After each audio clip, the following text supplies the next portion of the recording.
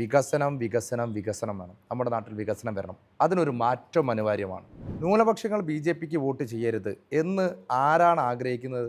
ഞാൻ പള്ളികളിൽ പോകുന്നുണ്ട്, അവൻ ചിരിക്കുന്നുണ്ട്, നല്ല സൗമ്യമായി സംസാരിക്കുന്നുണ്ട്, പക്ഷേ ഇവൻ വർഗീയവാദിയാണ്, ഇവൻ ആർ എസ് എസ്സുകാരനാണ്, ഇവൻ ബി ജെ പിക്കാരനാണ്, അതുകൊണ്ട് ഇവനെ ഒരു ന്യൂനപക്ഷ വിഭാഗത്തിൽ നിന്നും വോട്ട് ചെയ്യരുത് എന്ന രീതിയിൽ വ്യാപകമായി പ്രചരണം നടത്തേണ്ടി വന്നില്ല ഇവർക്ക്.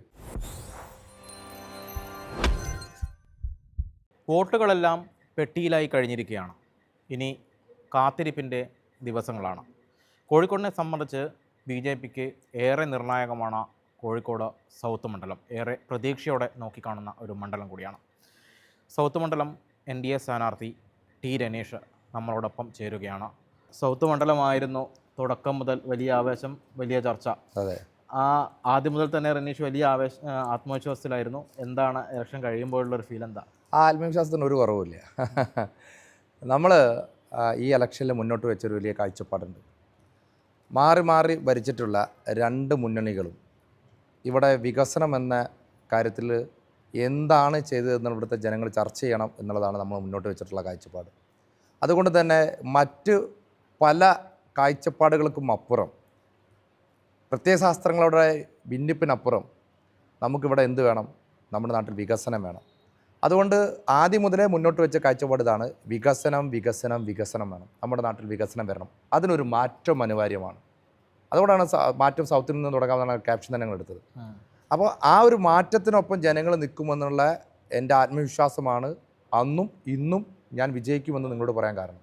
ആദ്യം പുതിയറ, പിന്നെ പൊറ്റമ്മൽ, ഇത് രണ്ടും പിടിച്ചതിന് ശേഷമാണ് സൗത്തിലേക്ക് വരുന്നത്. സൗത്ത് രനീഷ് ചോദിച്ചു മേടിച്ച മണ്ഡലമാണെന്ന് കേട്ടായിരുന്നു. അങ്ങനെ നമ്മുടെ പാർട്ടിയിൽ ചോദിച്ചു വാങ്ങാം എന്നുള്ളൊരു സിസ്റ്റം നമുക്കില്ല. പക്ഷേ എന്നോട് മത്സരിക്കാൻ ഒരുപക്ഷെ തയ്യാറാവേണ്ടി വരുമെന്ന് പറഞ്ഞപ്പോൾ ഞാൻ പറഞ്ഞിരുന്നു, എനിക്ക് കൂടുതൽ പരിചയമുള്ള, എന്നെ അറിയാവുന്ന, എൻ്റെ പ്രവർത്തനം അറിയുന്ന ആളുകളുടെ കാര്യങ്ങൾ ചെയ്യുന്നതായിരിക്കുമല്ലോ കുറച്ചും കൂടി എളുപ്പം എന്നുള്ളത് എൻ്റെ ഒരു അഭിപ്രായം ഞാൻ പറഞ്ഞിരുന്നു. അങ്ങനെ സാധ്യത ഉണ്ട് എങ്കിൽ. പക്ഷേ ഞങ്ങളുടെ കേന്ദ്ര നേതൃത്വമാണ് ആളുകളെ തീരുമാനിക്കുന്നത്. അവർ കൃത്യമായി പഠനം നടത്തി അതിൻ്റെ അടിസ്ഥാനത്തിലാണ് സൗത്ത് നിയോജകമണ്ഡലത്തിൽ എന്നെ സ്ഥാനാർത്ഥിയാക്കിയത് എന്നാണ് ഞാൻ കരുതുന്നത്. ഈ ന്യൂനപക്ഷ വോട്ടുകൾ ഏറെയുള്ള ഒരു മണ്ഡലം എന്നാണ് സൗത്തിന് പൊതുവെ പറയപ്പെടുന്നത്. അപ്പോൾ അത് ഒരു NDA BJP സ്ഥാനാർത്ഥിയായി രനീഷ് എത്തിയപ്പോഴുണ്ടായിരുന്ന ഒരു ഫീൽ എന്തായിരുന്നു? രണ്ട് തരത്തിൽ നമ്മൾ അതിനെ കാണണം. ഒന്ന്, അതൊരു ശരിയായ കാഴ്ചപ്പാടാണോ? ന്യൂനപക്ഷങ്ങൾ ബി ജെ പിക്ക് വോട്ട് ചെയ്യരുത് എന്ന് ആരാണ് ആഗ്രഹിക്കുന്നത്? നിങ്ങൾ ആലോചിച്ച് നോക്കൂ. എന്തുകൊണ്ട് ഇവിടെ ന്യൂനപക്ഷം ബി ജെ പിക്ക് വോട്ട് ചെയ്തുകൂടാ? ഇന്ത്യയിൽ ആ ന്യൂനപക്ഷങ്ങൾ ഭൂരിപക്ഷമുള്ള എത്രയോ മണ്ഡലങ്ങളിൽ ബി ജെ പിക്ക് MLA-മാരുണ്ട്, MP-മാരുണ്ട്. പക്ഷേ കേരളത്തിൽ കഴിഞ്ഞ 10, 45, 50 വർഷമായിട്ട് ബി ജെ പി ന്യൂനപക്ഷ വിരുദ്ധരാന്നുള്ള വ്യാപകമായ പ്രചരണം അവരെ ഭീതിപ്പെടുത്തി വോട്ട് വാങ്ങുന്ന ഒരു സിസ്റ്റമാണ് അവിടെ ഉള്ളത്. പക്ഷേ ബി ജെ പി വന്നാൽ നിങ്ങൾക്കൊക്കെ ബുദ്ധിമുട്ടാട്ടോ, അതുകൊണ്ട് നിങ്ങളെ പാകിസ്ഥാനിലേക്ക് പറഞ്ഞേക്കുക അവർ, അല്ലെങ്കിൽ നിങ്ങളുടെ റേഷൻ കാർഡ് കട്ടാക്കും, ഇത്തരത്തിലൊക്കെ നിങ്ങളുടെ ഭക്ഷണത്തെ അവർ ചോദ്യം ചെയ്യും എന്നൊക്കെ പറഞ്ഞ് വ്യാപകമായി ന്യൂനപക്ഷ വിഭാഗങ്ങളുടെ ഇടയിൽ ഭീതി വരുത്തി അത് തങ്ങൾക്ക് അനുകൂലമായി വോട്ടാക്കി പണ്ട് ബ്രിട്ടീഷുകാർ ചെയ്ത പോലെ ഭിന്നിപ്പിച്ച് ഭരിക്കുന്ന സമ്പ്രദായമാണ് ഇവിടെ നടന്നുകൊണ്ടിരിക്കുന്നത്. അതൊക്കെ കാലം മാറി ഒരുപാട് മാറ്റം വന്നു.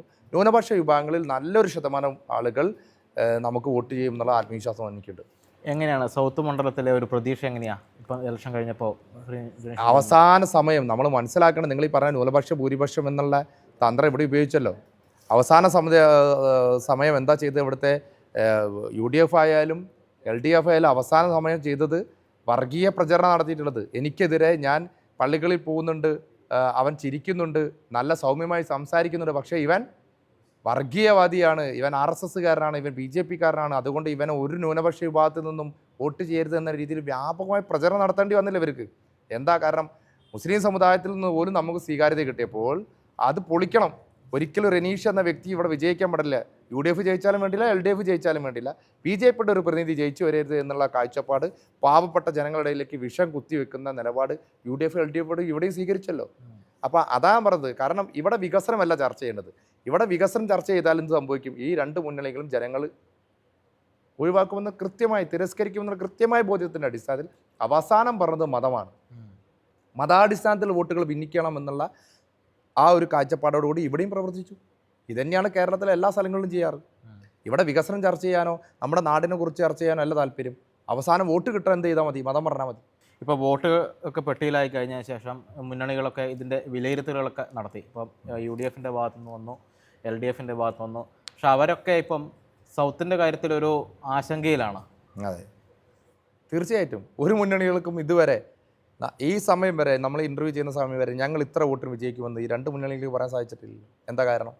കാരണം ജനങ്ങൾ അവരെ തിരസ്കരിച്ചു എന്നുള്ള ഉത്തമ ബോധ്യമുണ്ട്. അവസാനത്തെ വർഗീയ പ്രചരണത്തിൻ്റെ പേരിൽ എന്തെങ്കിലും വോട്ട് കിട്ടിയാൽ ഞങ്ങൾക്ക് ജയിക്കാൻ സാധിക്കുമെന്നാണ് ഇവർ രണ്ട് മുന്നണികളും. അല്ല, ജനാധിപത്യമായ രീതിയിലാണ് ഇലക്ഷൻ നടന്നെങ്കിൽ ഞാൻ ഉറപ്പിച്ചു പറയുന്നു ആ വർഗീയ പ്രചരണത്തിന് ജനങ്ങൾ മനസ്സ് കൊടുത്തിട്ടില്ല എങ്കിൽ ഞാൻ ഉറപ്പിച്ചു പറയുന്നു മെയ് 4 സൗത്ത് ഗവൺമെൻറ് താമര വിരിയും. ന്യൂനപക്ഷ ഏകീകരണം അതെ, ഏതെങ്കിലും വിഭാഗത്തിന് വേണ്ടി വന്നിട്ടുണ്ടോ? ഞാനിതാ പറഞ്ഞത്, അവസാനത്തെ 2 ദിവസം എന്താ ചെയ്തു? ഒരു സ്ഥലത്ത് വികസനം ചർച്ച ചെയ്തില്ല. UDFൻ്റെ സ്ഥാനാർത്ഥി വ്യാപകമായി പറയാണ്, ഫൈസൽ ബാബു എന്ന UDFൻ്റെ സ്ഥാനാർത്ഥി പറയാണ് നമ്മൾ മുസ്ലിങ്ങൾക്ക് വോട്ട് ചെയ്യണം, നമ്മൾ മുസ്ലിങ്ങൾക്ക് വോട്ട് ചെയ്യണം. എവിടെ ആരാ അടി ഉണ്ടാക്കിയത്? പയ്യാനക്കൽ സ്കൂളിൽ വരി നിൽക്കുന്ന സ്ത്രീകളോട് ഫൈസൽ ബാബു നേരിട്ട് പറയാണ് നമ്മൾ മുസ്ലിങ്ങളുടെ ഉന്നമനത്തിന് വേണ്ടി എനിക്ക് വോട്ട് ചെയ്യണമെന്ന് പറഞ്ഞപ്പോൾ LDF ആരാണ് തടുത്തത്. ഇത് ഞാൻ പറഞ്ഞല്ല, BJP കാരൻ ഞാൻ പറഞ്ഞതല്ല, LDF ആരാണ് തടുത്തത്. അവിടെ സംഘർഷം ഉണ്ടായത് LDF UDF തമ്മിലാണ്. അപ്പോൾ ഇതാണ് നമ്മുടെ കേരളത്തിൽ ഒരു മുസൽമാനും ഒരു ഹിന്ദുവും ഒന്നിക്കാൻ ഇവിടെ പാടില്ല എന്ന് കരുതുന്നത് ആരാണ്? ഒരു ഒരു ഒരു ഒരു ഹിന്ദുവും ക്രിസ്ത്യാനിയും ഒരുമിക്കാൻ പാടില്ല എന്ന് കരുതുന്നത് ആരാണ്? ഇവിടുത്തെ രാഷ്ട്രീയ നേതൃത്വമാണ്. കാരണം അങ്ങനെ എന്ന് ഒരുമിച്ച് നിൽക്കാൻ തുടങ്ങുമ്പോൾ അന്ന് ഈ ഇവരുടെ കള്ളത്തരം പൊളിയും, ഇവിടെ നാട് വികസനത്തിലേക്ക് വരും. അത് പൊളിക്കാതിരിക്കുകയാണെങ്കിൽ അവരെന്തായാലും ഇവരെ 2 തോണിയിലാക്കണം. അതിന് വർഗീയ പ്രചാരണം നടത്തുന്നത് ഇവരാണ്. കേരളത്തിൽ വർഗീയ പ്രചാരണം നടത്തുന്ന UDF LDFുമാണ്. ഈ രണ്ട് മുന്നണികളും പറയുന്നത് സൗത്തിലടക്കം രനീഷ് വലിയ രീതിയിൽ പണക്കൊഴുപ്പ് നടത്തിയെന്നാണ്. ഇലക്ഷൻ സമയത്ത് പ്രചരണം നടത്താൻ നമുക്ക് പണം വേണ്ടേ? അവർ ഇലക്ഷൻ സമയത്ത് പ്രചരണം നടത്തുന്നില്ലേ? എല്ലാവരും പ്രചരണം നടത്തുന്നില്ലേ? അതിനെ നമുക്ക് ആരോപണം എന്ന് പറയുന്നില്ല. എന്തർത്ഥമുള്ളത്? എല്ലാ ഇലക്ഷനിലും എല്ലാവരും പണം ഉപയോഗിക്കുന്നുണ്ട്. എന്തിന്? പ്രചരണത്തിന്, സോഷ്യൽ മീഡിയയ്ക്ക്. ഇതൊക്കെ തന്നെ പണം ഉപയോഗിച്ച് തന്നെയാണ് എല്ലാവരും ചെയ്യുന്നത്. അവരും ഉപയോഗിക്കുന്ന പണമാണ്, ഞാൻ ഉപയോഗിക്കുന്ന പണമാണ്.